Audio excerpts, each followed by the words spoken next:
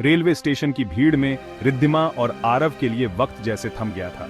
चारों ओर भागती जिंदगी के बीच वे दोनों एक दूसरे की आंखों में खोए हुए थे, मानो इस भीड़ में सिर्फ वही दो लोग मौजूद हों। स्टेशन की चहल पहल, अनगिनत आवाजें और अनजान चेहरों के बीच उनका साथ एक सुकून भरी खामोशी में बदल गया था।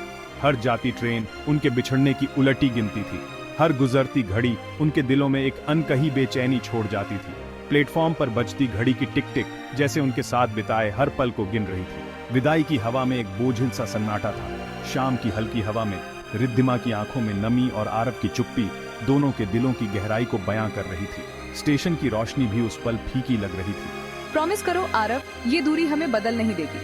चाहे वक्त कितना भी लंबा क्यों ना हो, हम वही रहेंगे एक दूसरे के लिए। ये वादा है कि हम अपने सपनों के पीछे भागते हुए भी एक दूसरे को कभी नहीं भूलेंगे। जब हम अपने गोल्स तक पहुंचेंगे तो फिर लौटेंगे, हमेशा के लिए। हम अपने सपनों को पूरा करेंगे और फिर एक नई शुरुआत करेंगे साथ में। हमारा भविष्य उज्जवल है, बस थोड़ी हिम्मत और इंतजार चाहिए। उनका हाथ कसकर थामा हुआ था, मानो छोड़ना सब कुछ खो देना हो। उंगलियों की पकड़ में वो सारे वादे, सारी यादें और अनकहे जज्बात छुपे थे। जैसे ही हाथ छूटे, दिलों में एक खालीपन सा भर गया। कभी दो अजनबी, अब दो शहरों में बंटने वाले थे। एक दूसरे की यादों के सहारे अलग अलग शहरों में अपनी नई जिंदगी शुरू करने जा रहे थे, लेकिन दिलों की दूरी कभी नहीं बढ़ी। मैं वादा करता हूँ रिद्धि, ये अंत नहीं, बस एक ठहराव है। इसे अपनी अग्नि परीक्षा समझो। हमारा प्यार और मजबूत होगा। हर रात जब तुम मुझे याद करोगी, जान लेना कि मैं भी तुम्हारे ख्यालों में हूँ। हम दोनों इस दूरी को पार कर लेंगे। ट्रेन की सीटी ने उन्हें अलग कर दिया। उस एक पल में जैसे सारी दुनिया थम गई। विदाई की आवाज ने उनके दिलों में एक गूंज छोड़ दी। रिद्धिमा की नजरें आखिरी पल तक आरव पर टिकी रहीं, जैसे वादों की डोर अब भी जुड़ी हो। उसकी आंखों में उम्मीद और प्यार दोनों झलक रहे थे। आरव प्लेटफॉर्म पर अकेला रह गया। रिद्धिमा खिड़की से देखती रही। दोनों के बीच बढ़ती दूरी के बावजूद उनका रिश्ता और गहरा हो गया। दो शहर, एक वादा और प्यार की सबसे बड़ी परीक्षा शुरू हो चुकी थी। अब हर सुबह, हर शाम दोनों एक दूसरे की यादों में जीने लगे। दूर रहकर भी उनका प्यार हर दिन और मजबूत होता गया, क्योंकि उन्होंने एक दूसरे से एक वादा किया था जो वक्त और दूरी से कहीं बड़ा था। मुंबई की तेज रफ्तार में रिद्धिमा खुद को काम में झोंक चुकी थी। हर सुबह उसकी जिंदगी एक नई दौड़ की तरह शुरू होती थी।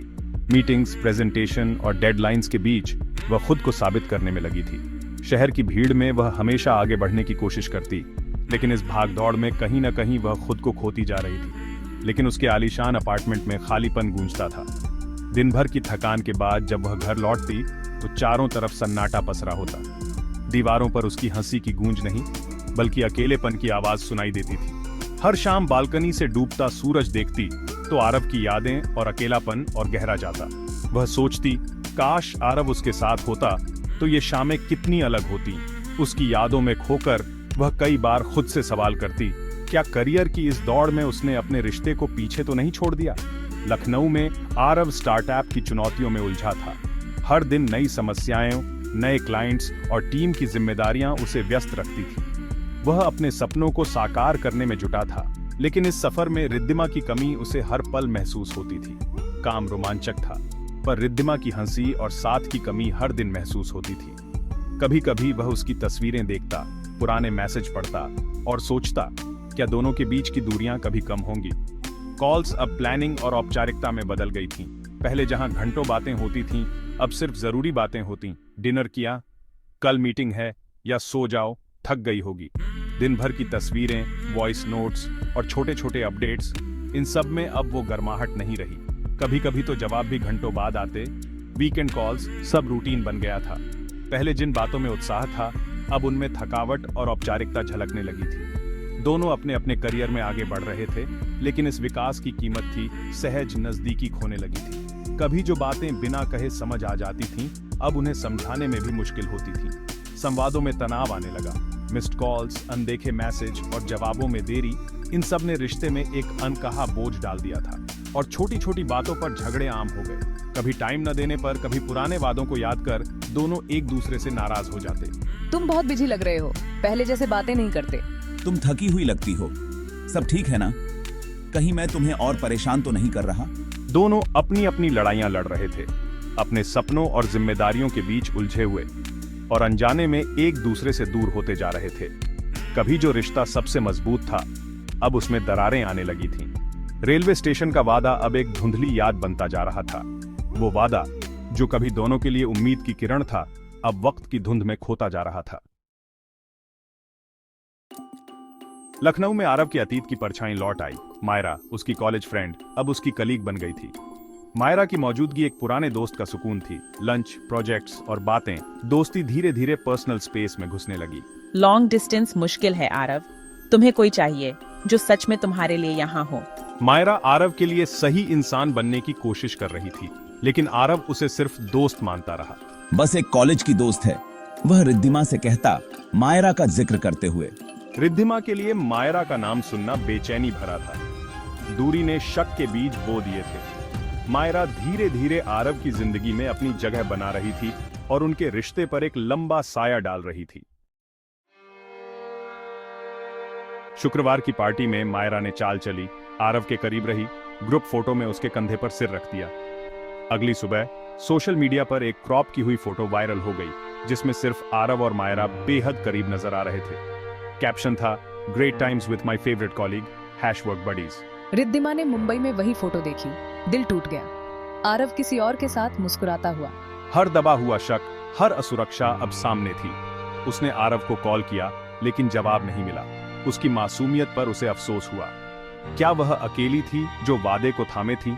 अब दूरी अजेय लग रही थी। एक फोटो, एक झूठ और उनके बीच एक ऐसी खाई बन गई थी जिसे पाटना नामुमकिन था। आरव ने रिद्धिमा की मिस्ड कॉल्स और टूटे हुए मैसेज देखे तो सब समझ गया। उसने सफाई देने की कोशिश की, लेकिन रिद्धिमा ने जवाब नहीं दिया। रिद्धि, ये वैसा नहीं है जैसा तुम सोच रही हो। वो तो एक ग्रुप फोटो थी। उसकी सफाइयां अब बहाने लग रही थीं। दोनों की बातचीत पूरी तरह टूट चुकी थी। रिद्धिमा ने खुद को चुप्पी में कैद कर लिया। आरव मायरा से भिड़ा, जिसने मासूमियत जताई, लेकिन अब नुकसान हो चुका था। ओह माय गॉड आरव, मुझे नहीं पता था कि कोई फोटो को ऐसे क्रॉप कर देगा। सॉरी, मैं डिलीट कर देती हूँ। आरव जानता था अब सिर्फ कॉल्स और मैसेज काफी नहीं। उसने लखनऊ की टिकट बुक कर ली। अब आमने सामने सच कहना जरूरी था। आरव सीधे उस लेक साइड कैफे पहुंचा जहां रिद्धिमा अकेली बैठी थी। उसकी आंखों में अब सिर्फ थकी हुई उदासी थी। यहाँ क्या कर रहे हो आरव? उसकी आवाज सपाट थी, भावनाहीन। मैं इसे ठीक करने आया हूँ, तुम्हें मुझे समझाने का मौका देना होगा। उसने उसकी आंखों में देखा, जैसे सच छुपा हो। समझाऊं क्या कि तस्वीरें भी झूठ बोलती हैं? अब मैं वो भोली लड़की नहीं हूँ। उसके शब्द तीखे थे, पर आरव डटा रहा। हाँ, तस्वीरें झूठ बोल सकती हैं। जो तुमने देखा वो एक झूठ था। बस 5 मिनट दो, मैं सच दिखाऊंगा। उसकी आवाज की सच्चाई ने रिद्धिमा के दिल की दीवार में दरार डाल दी। उसने सिर हिला दिया। आरव ने अपने फोन पर असली ग्रुप फोटो और सहकर्मियों की चैट्स रिद्धिमा को दिखाईं। तस्वीरों में सिर्फ ऑफिस के लोग थे, कोई नजदीकी या छुपा रिश्ता नहीं, बस एक साधारण टीम पार्टी की यादें। चैट्स में भी सिर्फ काम की बातें और हल्की फुल्की मस्ती थी, जिससे साफ हो गया कि आरव ने कुछ नहीं छुपाया था। रिद्धिमा की आंखों में धीरे धीरे शक की जगह हैरानी और राहत आने लगी। फिर आरव ने मायरा की रिकॉर्डिंग सुनाई, जिसमें उसकी साजिश और जलन साफ झलक रही थी। मायरा की आवाज में छुपी चालाकी और ईर्ष्या ने रिद्धिमा को अंदर तक झकझोर दिया। अब सच्चाई सामने थी। जिस पर वह भरोसा कर रही थी, वही उसे गुमराह कर रही थी। ठीक है, मैंने ही किया। मैं ही थी जिसने सबको गुमराह किया, क्योंकि मैं चाहती थी कि तुम दोनों अलग हो जाओ। मैं ही हूं जो तुम्हें समझती हूँ। मुझे लगा मैं ही तुम्हारे लिए सही हूँ, लेकिन शायद मैं गलत थी। मुझे हक है, उसे नहीं। पर अब मुझे अपनी गलती का एहसास है। सच अब सबके सामने था। झूठ, शक और गलत फहमियों की परतें हट चुकी थीं। कमरे में एक गहरी खामोशी छा गई, जिसमें सिर्फ सच्चाई की गूंज थी। रिद्धिमा ने आरव की आंखों में देखा। अब उनमें सिर्फ थकान, दर्द और सच्चाई थी। वह जान गई कि आरव ने कभी झूठ नहीं बोला था। आरव, मुझे माफ कर दो। मैंने तुम्हें बिना वजह शक किया, तुम्हारे भरोसे को ठेस पहुंचाई। मैं बहुत आहत थी, डर गई थी। मुझे लगा कहीं मैं तुम्हें खो ना दूं। उस डर ने मुझे अंधा कर दिया। मुझे तुम पर भरोसा करना चाहिए था। तुम्हारे प्यार और सच्चाई पर यकीन करना चाहिए था। हम दोनों से गलतियां हुई। मैंने भी तुम्हारे डर को समझा नहीं, तुम्हारे जज्बातों को नजरअंदाज किया। ये दूरी हमें कमजोर बना गई। हम दोनों अपने अपने डर में उलझे रहे और एक दूसरे से दूर होते गए। गलती हालात की भी थी, बाहर की बातें, लोगों की राय और हमारी अपनी असुरक्षाएं, सबने मिलकर हमें तोड़ने की कोशिश की।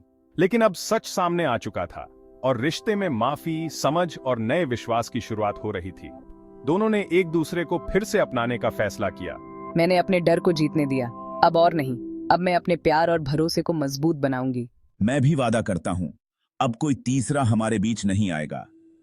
हम एक दूसरे की बात सुनेंगे, समझेंगे और साथ रहेंगे। दोनों ने महसूस किया, प्यार की असली परीक्षा भरोसे की थी। जब भरोसा डगमगाता है तो रिश्ता भी कमजोर पड़ जाता है। क्या हम फिर से शुरू कर सकते हैं? क्या हम अपने रिश्ते को एक नया मौका दे सकते हैं? हमेशा के लिए।